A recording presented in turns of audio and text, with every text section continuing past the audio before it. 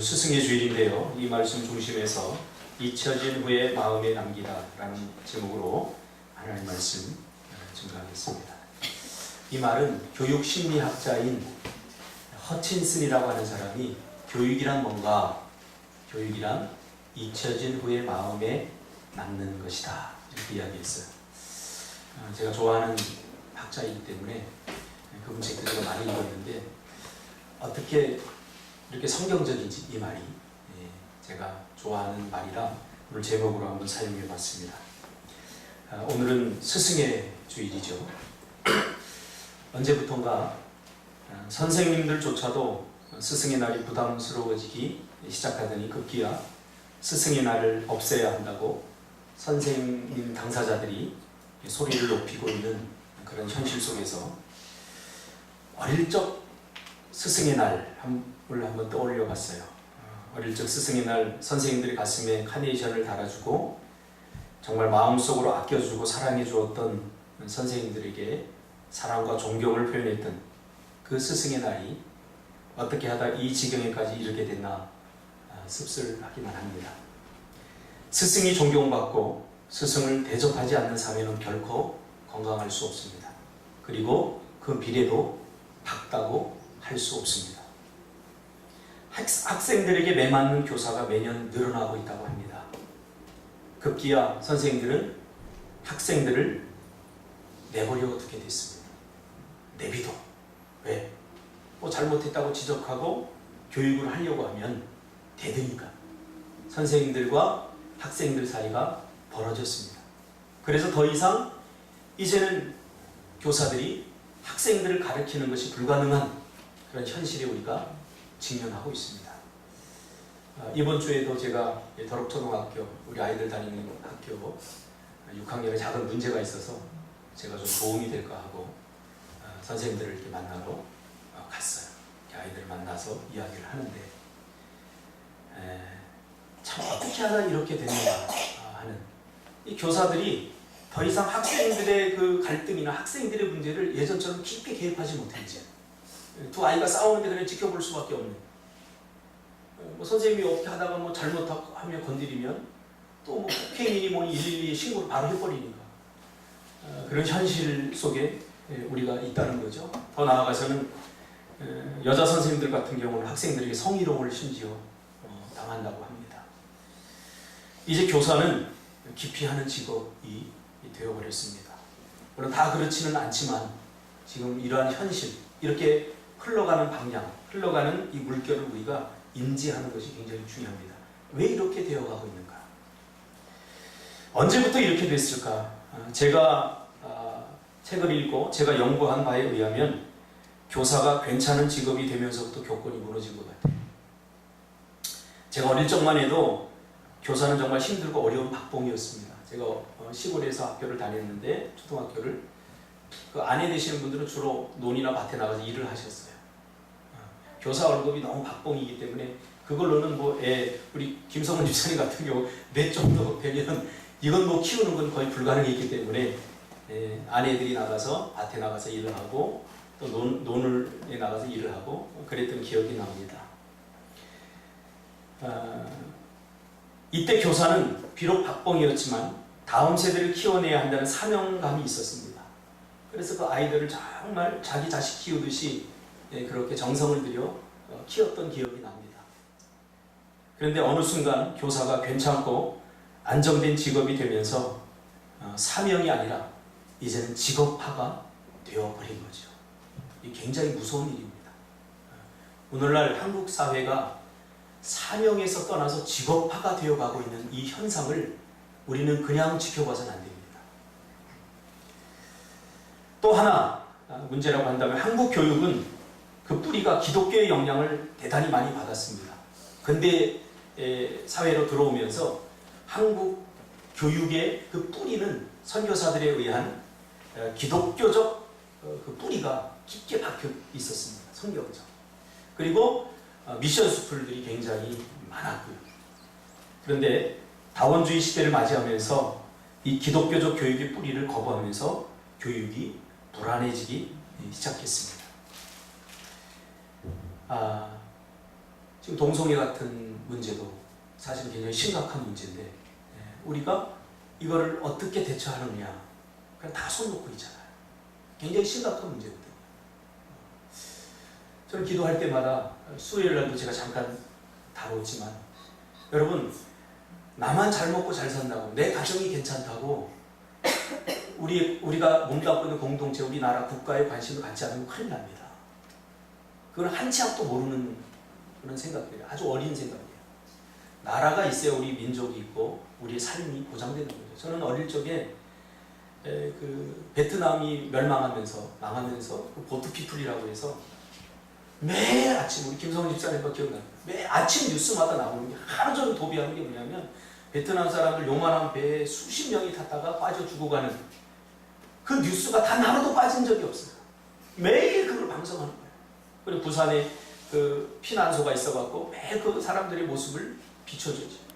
베트남은 아시아에서 가장 잘 사는 나라 중에 하나였어요. 그런데 모든 게 다 공산주의가 모든 걸 다 이렇게 무너뜨려 버린 거죠. 그래서 오늘 스승의 주일을 맞이하면서 교육과 스승에 대해서 우리가 잠깐 살펴보려고 합니다. 하나님의 백성들은 항상 성경에서 해답을 찾는 사람들이기에 오늘 참된 스승으로서의 예수님 그리고 예수님의 가르침에 대해서 살펴보면서 함께 은혜를 나누려고 합니다. 그리고 저와 여러분은 예수 믿는 그 순간부터 이미 스승입니다. 성경은 그렇게 말하고 있어요. 제 말이 아니라. 그러므로 여기서 벗어날 수 없어요. 우리 자식 교육을 어디다 맡길 거예요. 이제 우리가 구약부터 내려오는 이 학교 시스템에 대한 개념을 우리가 분명히 잡을 필요가 있어요. 부모가 선생이에요. 부모가. 그리고 한 교회의 어른들이 교사가 되어야 되는 거예요. 이게 성경에서 가르치는 그런 학업 시스템이고 학교 시스템인 거죠. 예수님은 선생님이죠.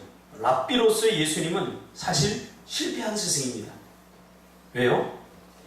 12명의 제자들을 택해서 3년 동안 부지런히 가르쳤지만 결국 예수님은 제자들에 의해서 팔렸고 제자들에 의해서 배신당하고 모두 예수님을 다 떠나버렸죠. 그래서 세상적인 관점에서 스승으로서 예수님을 평가한다면 예수님은 철저히 실패한 스승이죠. 누가 스승을 팔고 누가 스승을 십자가에 못 박고 누가 배신하고 도망가겠습니까? 그리고 예수님은 부지런히 제자들을 가르쳤지만 제자들의 관심은 다른 곳에 있었습니다. 예수님이 그토록 안타까운 마음으로 가르쳤던 그 내용들이 제자들의 삶 속에서 과연 발휘되지 않았다는 거죠. 전혀 이 제자들은 예수님의 가르침과는 다른, 예수님이 가르쳤던 삶과는 전혀 다른 그런 관련 없는 삶을 살게 되는 거죠. 그럼에도 불구하고 예수님은 한결같이 제자들을 포기하지 않고 계속 가르쳤다는 거예요. 여기서 저는 굉장히 많은 은혜를 받습니다. 제가 오랫동안 청소년들 사역을 하면서 그 아이들을 가르치는 데서 가장 중요한 것 중에 하나가 뭐냐라고 저한테 물어본다면 저는 감히 이렇게 말할 것 같아요. 포기하지 않는 거예요. 그 아이들을 포기하지 않는 거예요. 한국 부모들은요, 딱 7살 때까지 봐요. 그래서 이 아이가 좀 아니다 싶으면 바로 포기해버려요. 그래서 여러분, 교육 사업을 하려면 4세에서 7세까지 그 교육 사업을 하면 가장 돈을 많이 벌 수 있어요. 왜냐하면 그때는 우리 아이가 천재인 줄 알고 뭘 시켜도 다니지. 하준이도 그럴 거예요. 조금 있다가 우리 현선 집사님, 목사님 우리 하준이 천재인가 봐요. 안 가르쳐도 영어도 막 하고 막 그럴 거예요. 그러니까 부모들이 막 관심을 갖고 투자를 합니다. 모든 걸 다 투자를 해요. 그런데 이 아이가 6살, 7살이 되면서 말도 안 듣고 아닌가 보다, 이게 공부는 틀렸나 보다. 그리고 이제는 투자하는 게 조금 아까워지기 시작합니다. 그래서는 안 된다는 거죠. 사춘기가 4학년부터 24살까지이기 때문에 24살까지가 진로 탐색기라고 보면 돼요. 그때까지 진로를 우리가 나중에 뭘 직업을 갖고 어떤 삶을 갖고 살까 탐색하는 기간이기 때문에 저는 부모들에게 항상 얘기합니다. 24살까지는 절대로 포기하지 마세요. 그런 면에서 희수 선생님은 청소년이에요. 희수 선생님 20몇? 네. 이제 딱 올해 내년에 성인식 해줍시다. 제 이야기가 아니라 저기 어디죠? 주상절리에 갔더니 도민 할인이 있어요. 근데 그때는 아직 제주 도민이 아니어서 어떻게 하지 그랬는데 몇 살이에요? 그래서 24이라고 그랬더니 청소년 할인이요? 그러더라고요. 그래서 내가 청소년이구나. 본인은 다 큰 것처럼 생각하지만 아직 청소년이죠. 참 예수님의 이 마음 너무 중요한 마음입니다. 여러분 어떤 순간에도 여러분 자녀들을 혹은 여러분이 맡고 있는 아이들을 절대로 포기하지 않기를 주님의 이름으로 축복합니다. 할렐루야. 이번에도 그 더럽초등학교에 갔는데 제가 보니까 ADHD에다 분노 조절 장애예요. 제주도 여러 곳을 다 옮겨 다니다가 갈 데가 없어서 아빠의 고향인 상가리 더럽초등학교로 왔는데 그 아이가 또 문제를 일으킨 거예요. 아이를 때려버린 거예요. 이 문제를 어떻게 지혜롭게 좀 해결을 해줄까 하고 제가 집사람의 적극적 권유로 제가 참여해서 들어보니까 참 엄마의 마음이 얼마나 아플까요? 계속 울어요. 다른 부모들은 막 이렇게 질책하듯이 이야기를 하고 왜 굳이 우리가 문제 있는 그 아이를 품어야 되냐 뭐 이런 이야기를 비슷하게 하는 사람도 있고 얼마나 그 부모가 엄마가 거기서 계속 울면서 이야기를 듣는데 제 가슴이 너무 마음이 아프더라고요. 근데 제가 이 엄마를 도와야 되겠다라고 생각한 게 뭐냐면 이 엄마가 이 아이를 포기를 안 했더라고요. 그래서 제가 우리 다 똑같이 아이를 키우는 입장에서 우리 애담이도 집에서는 내가 괜찮게 보지만 학교에 나가서 이 아이가 어떤 아이인지 잘 모르겠다는 우리 선생님에게 맡길 뿐이다. 이야기가 끝날 것 같지 않아요. 그래서 우리 선생님을 맡기고 한번 믿어줘 보자. 이렇게 하니까 부모님들이 뭐 고개를 끄덕끄덕 다 하시더라고요. 포기하지 않는 거. 왜 그런 줄 아세요? 하나님도 우리를 포기하지 않잖아요. 저는 제가 하나님 같으면 나 같은 사람 진짜 포기했을 거예요.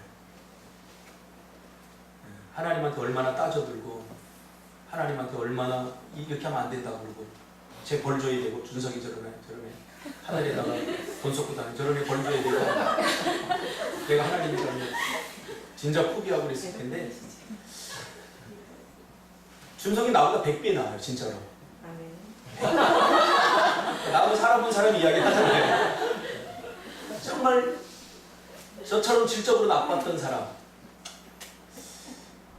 겉으로는 뭐 죄를 범죄하진 않지만 마음속으로 얼마나 비판적이고 비난적이며 다른 사람들을 냉정하게 대하는 저의 모습을 보면 하나님도 참 나를 보면서 한심했겠다 그런 생각이 들 때가 많아요. 그런데 하나님은 이 제가 봤을 때 구제불능인 저를 포기하지 않고 지금까지 계속해서 날마다 저를 붙들어 주시거든요.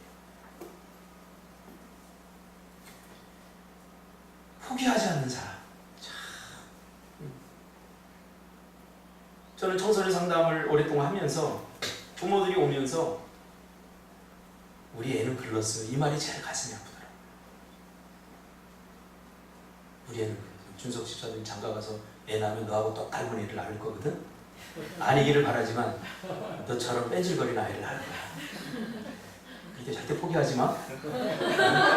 옛날의 나를 생각하면서 적당히 거짓말도 해가면서 이렇게.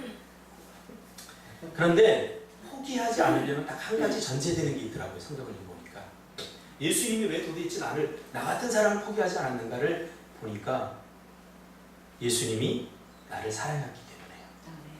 그러니까 사랑하면 포기가 안 돼요. 사랑하면. 집사람하고 저 사랑하기 시작했는데 우리 집사람 집에서 적극적으로 반대했어요. 심지어 제가 죽음의 협박까지 받았어요. 제 장인어른이 너 계속 만나면 죽여버릴 거야 그랬어요. 할렐루야. 그런데도 사랑하니까 포기가 안 되더라고요. 그러니까 포기하지 않으려고 애를 쓰지 마시고요. 사랑하면 돼요. 내 일을 사랑하면 쉽게 그 일을 포기하지 않게 돼요. 내가 누군가를 사랑하면 그 사람을 쉽게 포기하지 않게 된다는 말이죠. 그러므로 기독교 교육의 핵심은 뭐냐면 사랑입니다. 사랑. 어떤 기술이 아니에요. 스킬이 아니에요. 어떤 방법론도 아니에요. 기독교 교육의 그 뿌리, 핵심, 그건 바로 사랑이에요. 과거에 우리의 선생님들이 그게 있었어요. 저도 많이 맞았거든요. 제가 얼마나 싸가지 없었는지. 동산고등학교 다닐 때 우리 후배님도 계시죠. 우리 수학 선생님이 성적표를 주는데 60명 중에 50 몇 등인가? 나머지는 제 자존심도 밝히지 않겠습니다만 아무튼 야구부가 뒤에 3명이 있었는데 야구부 정민태한테 제가 졌어요. 그러니까 58등 그 정도 했는 것 같아요. 제가 태어나서 그 점수 받아보긴 처음이고 제가 늘 뭐 정교어린이 회장, 반장 이런 거만 했거든요. 얼마나 내가 절망적이든지 선생님한테 그런 건 아닌데 성적표를 한 손으로 받아버려요. 낚아채듯이 받았어요. 너무나 절망적이니까. 그 순간 번쩍번쩍 하더니 정신 차려보니까 저 뒤에 내가 가 있는 거예요. 맞은 거예요. 팍팍팍 하면서 맞았는데 저 뒤에까지 가요. 이놈이 싸가지 없이 어떻게 성적표를 한 손으로 받고 낚아채듯 하면서. 그런데도요, 마음속에 이 선생님에 대한 미움이라든가 그런 게 하나도 없었어요. 왜? 그분이 나를 사랑하는 걸 알기 때문에. 그러니까 사랑이 없으면 문제가 되지만 사랑이 있으면 문제될 게 하나도 없어요. 우리 부부 사이도 마찬가지예요. 자꾸 남편이 흠이 보이고 아내 흠이 보이고 우리 성도들 간에도 마찬가지예요. 성도들 간에도 자꾸 흠이 보이죠. 그 사람이 잘못했기 때문에 흠이 보이는 게 아니라 사랑이 식어졌기 때문에 보여요. 지금 김태환 집사가 지금 뭐 보람 집사 사랑해서 막 설거지도 해주고 막 도시락도 싸주고 이렇게 하지만 사랑이 식어지면 왜 내가 이걸 해야 해? 이렇게 되는 순간이 온단 말이에요. 그때는 내가 나이 먹어서 귀찮아서가 아니라 사랑이 식어진 거예요. 제가 수요일날도 설교했지만 제발 우리는 세상의 흐름을 따르지 말자고요.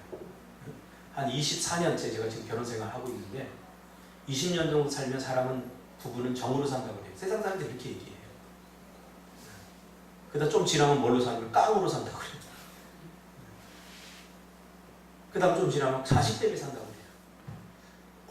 어떻게 하다 가정들이 이렇게 됐죠? 이렇게 몰락했죠? 저는 여러분 앞에 분명히 말하지만 저는 지금 사랑 때문에 살아요. 우리 김원아가 얼마나 이뻐 보이는지 몰라요. 오늘도 보내다 한번 제가 뽀뽀해 줬어요. 살수록 좋아요, 저는. 뭐 제가 특별한 인격적으로, 준석 집사도 저를 알겠지만 인격적으로 탁월하고 괜찮아서 그런 거 아니에요. 성경의 관점에서 가정을 바라보고 또 성경의 관점으로 살려고 애쓰다 보니까 이게 가능한 거예요. 이게 가능해지더라고요. 오늘 우리는 말씀을 놓고 살아요. 이게 한국교회의 비극이에요. 사랑이 교육입니다, 여러분. 본질적으로 사랑이 없는 가르침은 정말 위험하고요. 때로는 천박해질 수 있어요. 그러나 무엇을 가르치든 사랑의 마음을 가득 담으면 반드시 풍성한 열매를 맺게 되는 것을 예수님은 우리에게 가르쳐 주었죠. 그것을 우리가 설교 시간에 제한되어 있기 때문에 12명의 제자들을 다 살펴볼 수 없지만 제일 말썽꾸러기였던 두 제자, 물론 파는 놈은 우리가 얘기하지 말자고요. 파는 놈은 얘기하지 말고 안 파는 놈 중에 두 놈을 제가 한번 끄집어서 한번 예수님의 교육이 과연 실패였는가를 살펴보려고 합니다. 베드로는 정말 예수님에게 있어서 가장 좋은 학생이었지요. 예수님의 말씀에 귀를 기울여주고 예수님의 말씀에 항상 적극적으로 반응을 보였던 열정적인 제자였지요. 예수님이 너희들이 다 나를 배신할 것이다 라고 말하자 의리 있었던 베드로는 저놈들은 다 배신해도 나는 절대로 배신 안 하겠습니다. 그렇게 함으로써 예수님의 마음을 든든하게 했던 인간적으로 그런 사람입니다. 그러나 예수님을 잡으러 오는 군병들과 그 마고의 길을 막 잘라버리면서까지 예수님을 지키려고 했던 그런 수제자입니다. 그러나 오늘 우리가 읽은 것처럼 예수님이 정작 잡히시고 재판을 받게 되는 현장에서 몰래 숨어 들어가서 작은 계집종이 그를 알아보자 자기는 예수님을 절대 모른다고 적극적으로 부인했던 사람입니다. 심지어는 71절에 저주하여 맹세까지 했다라고 말하고 있습니다. 그러니까 예수 공동체와 그 가르침의 중심에 서 있던 수제자의 이러한 배신은 그동안 예수님이 도대체 뭘 가르친 거야? 예수님의 교육이 한순간에 무너져 버리게 되는 것을 우리가 눈으로 보게 되죠. 오늘 본문이 바로 그 내용입니다. 베드로가 3번 모른다고 부인하자 닭이 2번째 옵니다. 그때 그는 예수님이 하신 말씀이 기억나고 생각난다. 오늘 본문을 푸는 가장 중요한 동사, 기억나고 생각난다 이 말이에요. 기억 속에 있었던 거죠. 생각 속에 있었던 거죠. 마음 속에 있었던 거죠. 뭐라고? 베드로야, 네가 나를 3번 부인할 거야. 닭 3번 올 때 네가 나를 2번 부인하고 3번 올 때 네가 그걸 깨닫게 될 거야 하고 예수님이 예전에 말씀하셨거든요. 근데 베드로는 자기 열심 때문에 이 말이 귀에 들어오지 않았어요. 담기지 않았어요. 그러다가 자기가 예수님을 2번 부인하고 닭이 2번 울자, 3번 부인하고 2번 울자 비로소 생각나고 기억났다 라고는 본문을 이야기해 주고 있죠. 이때부터 베드로가 보여지는 예수님 자신이 아닌 예수님의 말씀에 비로소 관심을 갖기 시작하는 거예요. 그동안 베드로는 예수님의 보여지는 모습들에 관심을 가졌어요. 그러나 이때부터 예수님의 그 말씀이 기억나고 생각나기 시작하면서부터 말씀이 육신이 되어 오신 요한복음 1장 1절 말씀이 육신이 되어 오신 말씀의 실체인 그 예수님을 비로소 기억하기 시작한 거죠. 아주 중요한 시점입니다. 예수님조차도 자신이 가르치는 자신보다도 자신의 말에 귀를 기울여야 된다고 제자들에게 틈나는 대로 말씀하셨죠. 얘들아, 너희들 나한테 집중하지 말고 내가 무슨 말을 하는지 이거 귀담아 들어야 돼 라고 말했죠. 여러분들도 저에게 그러기를 원해요. 박형섭이라고 하는 인간적인 박형섭은 그냥 여러분과 별반 다르지 않아요. 똑같아요. 그러나 내 입에 담겨진 하나님의 말씀에 그래서 여러분 집중하시기 바랍니다. 그래서 저를 그냥 말씀 전하는 수준의 사람 이상으로 그렇게 대단하게 생각하지 않았으면 좋겠어요. 그러면 반드시 실망합니다. 반드시 제가 이야기하잖아요. 한국계 목사들이 잘못하는 게 있어요. 그걸 은근히 즐겨요. 저는 두렵더라고요. 여러분이 내가 저를 잘 알거든요. 근데 내가 생각하는 것보다 좀 괜찮게 보면 야 저거 실망할 텐데 나중에. 그래서 제가 언젠가는 어떤 집사님이 그래요. 저한테. 제가 전도사 때인데 전도사님한테 실망했어요. 그래서 왜요? 내가 그래도 전도사님 믿었거든요. 이런 부분에 공평하고 잘 해줄 줄 알았는데 전도사님도 뭐 편견을 갖고 사람을 이렇게 보세요? 그래서 제가 그랬어요. 예. 그래서 제가 예. 함부로 저를 좋아하지 마세요. 자기가 좋아하고 싶은 대로 좋아했다가 자기가 싫어지면 또 싫어. 그러지 마세요. 앞으로 저를 좋아할 때는 저한테 좋아한다고 이야기하고 좋아하세요. 제가 그랬어요. 자기가 좋아하고 싶은 것만 좋아했다가 자기 생각이 아니면 그래 싫어해버리는 거예요. 이런 사람들 되게 무서워요. 그러니까 예수님도 마찬가지예요. 제자들도 마찬가지죠. 야, 육신을 입고 온 나의 육신의 너희들 육신을 바라보면 어때요? 왕이 될 거야. 왕이 될 거야. 왕이 돼서 내가 유대를 다스릴 거야. 그러면 제자들의 마음이 얼마나 들떴을까요? 반드시 실패합니다. 그래서 어떻게 해요? 내가 전하는 말에 귀를 기울여라. 심지어 제자들이요, 바리새인 서기관들의 가르침을 듣고는 이 문제가 생긴 거예요. 왜냐하면 바리새인 서기관들의 가르침이 다 옳았거든요. 틀린 말을 한 건 아니거든요. 그러니까 제자들이 이 논리적 모순에 빠진 거예요. 예수님한테 와서 물어요. 예수님, 쟤네들 말을 도대체 어떻게 해야 돼요? 쟤네들 하는 말 내가 가만히 들으니까 다 맞는 말인데요. 그러니까 예수님 뭐라고 그래요? 얘들아, 간단하다. 쟤들이 하는 말은 듣고 쟤들이 하는 행동은 따라하지 말아라 그랬어요. 할렐루야. 할렐루야? 네, 간단해요. 목사가 미우면 내가 하는 말은 다 듣고 따라하고 내가 하는 행동은 따라 안 하면 되는 거예요. 그러니까 실망할 필요가 없어요. 사람들이. 저 사람은 예수 믿은 지 20년 됐는데 권사인데 장로인데 저 사람은 교회 성가되고 아니요. 다 똑같지 않아요, 우리? 다 똑같아요. 중요한 게 뭐냐면 사람으로 바라봐야 된다는 거죠. 예수님도 요한복음 6장 38절에 내가 하늘에서 내려온 것은 내 뜻을 행하려 함이 아니요 나를 보내신 이의 뜻을 행하려 함이니라 말씀하고 있습니다. 이후에 베드로가 양심의 가책을 느끼고 고향 바다로 가서 고기 잡는 일을 할 때 부활하신 예수님이 찾아가서 묻죠. 시몬아, 네가 나를 사랑하느냐? 그때 베드로가 뭐라고 대답합니까? 주님, 그러하나이다. 내가 주님을 사랑하는 줄 주님께서 아시나이다. 그때 주님 뭐라고 그래요? 내 양을 먹이라. 아마 베드로가 이때 뭔가 깨달았을 것 같아요. 이 내 양을 먹인다는 거, 목양하라는 거죠. 뭘로? 그렇죠, 말씀으로. 그렇죠. 양들은 풀을 뜯지만 하나님의 백성들은 말씀을 뜯어야 돼요. 말씀을 뜯어야 돼요.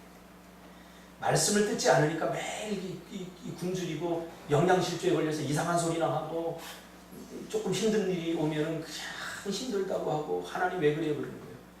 여러분, 말씀을 자꾸 뜯어 먹어보세요. 반드시 이게 내 그 건강과 영적 건강과 관련이 있습니다. 우리 강아지들 보면 제가 알아요. 저 개들을 키웠는데 제가 좀 먹는 걸 통제했더니 똑같은 배에서 나온 개, 체온해준 개는 엄청 커졌는데 우리 개는 작아져요. 제가 일부러 좀 먹는 걸 통제하면서 제가 키우고 있어요. 왜? 너무 커지면 제가 기르기 힘드니까. 안 먹으니까. 못 먹으니까. 그래서 우리의 영적 위장을 든든하게 해야 돼요. 조금 무슨 이야기하면 삐지고 토라지고 그러면 안 돼요. 다 씹어 먹으시기 바랍니다. 할렐루야. 다 씹어 먹어야 돼요. 그래서 막 해가지고 잘게 씹어서 소화시켜서 뒤로 내보내세요. 그래야 내 살이 되죠. 내 영적 건강이 되죠.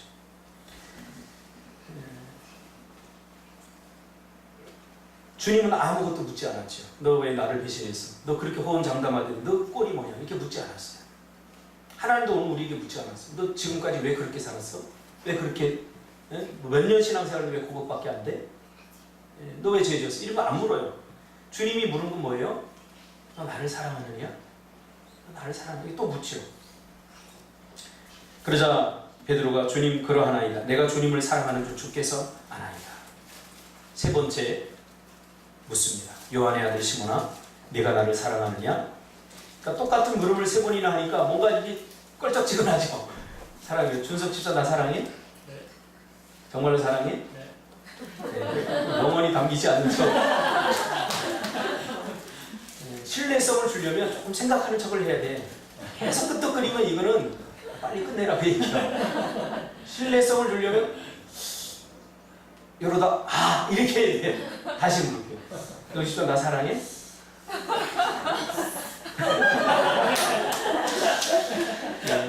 당신의 희생정신에 감사드립니다. 그때 주님이 말하죠. 내 양을 먹이라. 무슨 말입니까? 내가 나를 사랑한다면 내가 너에게 가르쳤던 말씀대로 너도 또한 너희 제자들을 사랑하는 마음으로 가르치라는 거죠. 목회하라는 말이에요. 목회는 목사만 하는 게 아니에요. 부모는 자녀들을 목회해야 되고요. 이미 믿은 믿음의 선지는 또 다른 믿음이 약한 사람들을 목양하는 거예요. 오늘 한국교회는 그 목양을 목사들한테 다 미루었어요. 그래서 목사들이 교회를 위해서 죽기 살기로 헌신하는 거예요. 저도 그랬어요. 저도 전 재산 다 바쳤어요. 교회. 결혼 반지 하나도 없어요. 그러니까 나중에 어떤 일이 벌어지는 줄 아세요? 목사들한테? 제가 솔직히 고백할게요. 본전 생각 들어요. 야, 나는 젊어서 이렇게 내 인생을 바치고 우리 자식 키울 때 제대로 양육까지 못하면서 이렇게 했는데 나중에 장로 하나가 들어와가지고 목사님 그렇게 하면 안 돼, 이렇게 하면 헌금도 제대로 안 하고 그러면서 그러면은 목사가 열받아요. 그러니까 제가 여러분에게 얘기하잖아요. 목사가 본전 생각 안 나게 여러분 헌신입니다. 목사 본전 생각. 목사들만의 책임이라고 생각하면 안 돼요. 제가 얘기했잖아요. 우리 성도들은 다 그러니까. 우리 처음 오시면 모르겠 우리 성도들은 저보다 더 헌신해요. 할렐루야. 진짜예요, 진짜. 그래서 내가 이렇게 마음 놓고 얘기할 수 있는 거예요. 정말 우리 성도들 같은 사람이 없어요. 목사보다 훨씬 많이 헌신하고. 준석이만큼. 교육의 재료가 나오죠? 말씀이에요. 말씀. 엊그제 YLCC 영화 수업을 했어요. 비가 오는데 밖에서 원래 하려고 했던 프로그램을 접고 영화를 리버 와일드라고 하는 영화를 봐서 굉장히 좋은 영화거든요. 그걸 본다고 하니까 인서가 딱 뭐라고 그러냐면 영화를 보기 전에 제가 이제 오리엔테이션을 좀 했어요. 왜 영화를 봐야 되고 뭐 때문에 해야 되고 딱 하는데 인서가 이거 우리 아빠가 매일 했던 얘기인데? 그러더라고요. 교육 잘하고 있는 배 집사예요. 뭘 얘기했는지 모르지만 지금 오늘 본문에 맞잖아요. 교육은 잊혀진 후에 마음에 남는 거라고 했잖아요. 그죠? 교육 잘하신 거야. 그래서 내가 우리 집사람이 이런 교육까지 하는구나. 영화를 아무거나 봐서는 안 된다. 영화를 만드는 그 사람이 어떤 의도를 가지고 반드시 만들기 때문에 우연히 만들어진 영화가 없다. 그러니까 사단은 이런 문화를 통해서 우리를 공격하기 때문에 영화를 우리가 읽을 수 있는 힘을 키워야지 그냥 준석 집사처럼 아무 생각 없이 재미있다고 어벤져스를 봐버리면 이게 나중에 큰 문제가 된다. 제가 구구절절 이야기를 하니까 인서가 야 우리 아빠가 평소에 했던 말인데 또 같이 하시네요. 제가 맞아요. 교육을 이제 세상 교육이 이미 죽었기 때문에 여기에 기대를 걸지 마세요. 기대를 걸지 마세요. 저도 오죽하면 공교 학교에 보내겠습니다만은 용기 있으면 김성은 집사님처럼 홈스쿨을 하는 거죠. 근데 우리 한국 사회 시스템이 이제 홈스쿨하기 너무나 열악하잖아요. 힘들잖아요. 그래서 우리 공동체가 이제 보세요. 우리 하준이 태어났잖아요. 하준이가 갔다 와가지고 엄마 학교에서 남자하고 결혼해도 된대. 난 남자 사귈 거야. 근데 그럴 날이 온단 말이에요. 이미 그런 날이 시작이 됐고요. 그 사람들을 제가 무시하고 그들의 인권을 내가 짓밟는 거 절대 아닙니다.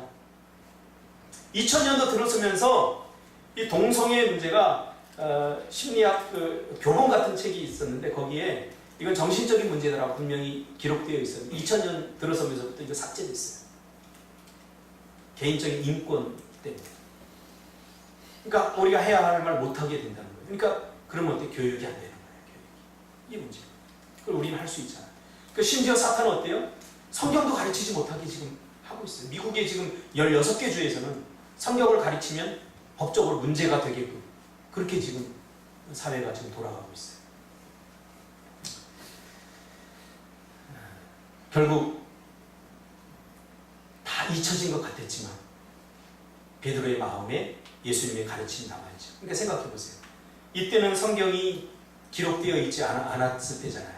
그렇죠? 겨우 모세오경 정도 되고 나머지는 다 구전으로 입에서 입으로 전해지고 뭘 가르칠 거예요?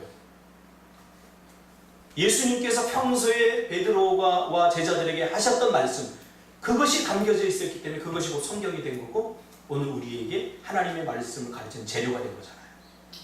그렇죠? 그래서 잠시 예수님의 가르침이 실패하는 것처럼 보였지만 결국 잊혀진 후에 마음에 남아있던 예수님이 전해준 말씀을 듣고 다시 일어서서 예수님처럼 베드로도 가르쳤죠. 그리고 결국 어떻게 됐어요? 거꾸로 십자가에 달려 죽었어요. 죽음을 두려워하고 죽음을 무서워해서 작은 아이 앞에 부인했던 그가 믿겨지지 않게 예수님은 십자가에 달려 돌아가셨어요. 나는 그런 자격도 없다. 그러면서 가장 고통스러운 모습으로 십자가에 꼴려 달려 베드로가 죽었죠. 또 한 사람 조금입니다. 도마도 베드로 못지않게 예수님의 말씀에 귀를 기울였던 수제 중에 하나입니다. 근데 그는 의심쟁이였고 소심쟁이였죠. 요한복음 11장 36절에 보니까 우리도 그분과 함께 죽으러 가자. 예수님이 나 이제 죽게 될 거야. 그러니까 도마가 우리도 예수님과 함께 죽으러 가자. 막 하면서 막 구호를 외쳤던 도마였죠. 근데 제사장들과 서기관들과 장로들이 보낸 무리가 칼과 몽둥이를 들고 오자 도망가 버렸어요. 그냥 도망간 게 아니거든요. 저는 여기에 충격을 받았어요. 마가복음 14장 50절에서 52절에 보니까 아마포를 두르고 그때 당시에 사람들이 입었던 천부기 같은 거 있어요. 그걸 두르고 있다가 그걸 누가 잡은 모양이에요. 이렇게 잡아서 확 하니까 옷이 홀랑 벗겨졌어요. 그러니까 빨가벗은 채로 도망갔다고 얘기해요. 얼마나 살고 싶었습니까? 그리고 부활하신 주님을 다른 제자들이 보았다고 말하자 부인하죠. 왜요? 예수님이 다시 살아나면 안 되죠. 왜? 자기가 지금까지 한 짓이 있는데 예수님이 살아나면 안 돼. 설마 이렇게 생각했던 거지. 볼 면목이 없었던 거지. 그러나 예수님이 말씀하셨던 대로 다시 살아나셨죠. 그러자 내가 그를 만져보고 그의 창자국 못자국을 만져보지 않고 믿지 않겠다. 그렇게 말했죠. 그러자 주님이 그를 찾아가서 만져보게 하고는 믿음이 없는 자가 되지 말고 믿는 자가 되라라고 말씀하십니다. 그러자 도마가 이때 아주 중요한 고백을 합니다. 나의 주시며 나의 하나님이십니다. 도마가 그동안 예수님이 나는 하나님이고 난 주인이다. 너희들의 너희 인생의 주인이다. 난 너희를 구원하러 왔다 라고 말하자 이해하지 못하고 귀담아 듣지 않았던 도마가 그 예수님이 전했던 말씀을 그대로 담고 있다. 잊혀진 후에 이 사건을 통해 다시 나오게 되죠. 그래서 도마가 고백합니다. 당신이 말했던 것처럼 이게 생략됐어요. 당신이 말했던 것처럼 당신은 나의 주시며 나의 하나님, 이렇게 말하는 거예요. 여러분, 우리 아이들요, 우리가 하는 말 다 기억합니다. 그게 좋은 말만 하라는 거예요. 믿음의 말만 하라는 거예요. 참 신기해요. 제가 상담을 오랫동안 해보니까 나는 우리 아버지처럼 살지 말아야지 그랬는데 가만히 보면 아버지처럼 똑같이 살고 있어요. 왜? 보고 배운 게 그게 다니까. 사탄이 그걸 아주 교묘하게 이용을 해요. 그래서 우리는 더 많이 기도하고 주님을 의존해야 되는 거예요. 그 후에 그는 잊혀진 후에 마음에 남겨진 주님의 말씀을 붙들고 말씀대로 실천하기 위해서 주님이 그랬거든요. 땅끝까지 이르러 복음을 전하라. 그러니까 도마가 그것을 기억해내고는 땅끝까지 복음을 전하기 위해서 당시에 땅끝이었던 인도로 갑니다. 도마가 인도로 가서 최초 인도 전도에 관한 최초 본원인 3세기 초에 수리아말로 쓰여진 도마 행전이라는 게 있는데 이 도마 행전에 힌두교 사제들, 우리 인도 가봤잖아요. 그 힌두교 사제들에 의해서 잡히게 됩니다. 복음을 전하다. 그리고 시뻘겋게 다루어진, 우리가 이번에 말레이시아 가서도 그 지옥 봤잖아요. 이렇게 프라이팬 같이 이렇게 큰 그 위에 우리를 달궈요. 그런 형벌이 있어요. 그게 달구어서 사람을 그 위에다 올려놔요. 그러면 어떻게 해요? 막 뜨거우니까 이렇게 뛸 거 아니에요. 그걸 보고 사람들이 즐깁니다. 그래도 도마가 주님을 부인하지 않자, 복음을 포기하지 않자 옆에 있던 힌두교 사제가 창으로 다 똑같이 옆구리를 찔러버립니다. 도마에. 그래서 죽게 됩니다. 이거 말로 왜 그가 그렇게 됐지? 말로 설명할 수 없죠. 그가 참 하나님, 참 주인을 만났기 때문에, 인생의 주인. 우리의 삶 가운데 일어나는 작은 일들을 우리가 감당하지 못하는 이유를 어디서 찾습니까? 여러분, 정말 세상을 이기는 힘이 여러분 안에 하나님에 의해서 주어졌다는 것을 믿습니까? 그것이 믿음이라는 사실을 여러분 반드시 기억하시길 바랍니다. 세상은 우리를 감당할 수 없습니다. 부지런히 우리 아이들 가르치기 바랍니다. 믿음으로 가르치기 바랍니다. 저도 우리 어머니가 돌아가셨지만 그때 당시에는 지겹게 듣기 싫었어요. 제발 그만해 엄마. 나 다 알아. 했는데 돌아가시고 난 다음에 내 삶에서 일어나는 일들을 보면 우리 엄마가 그때 어떻게 했지? 아, 이렇게 했구나.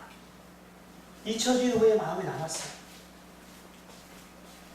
기도하겠습니다.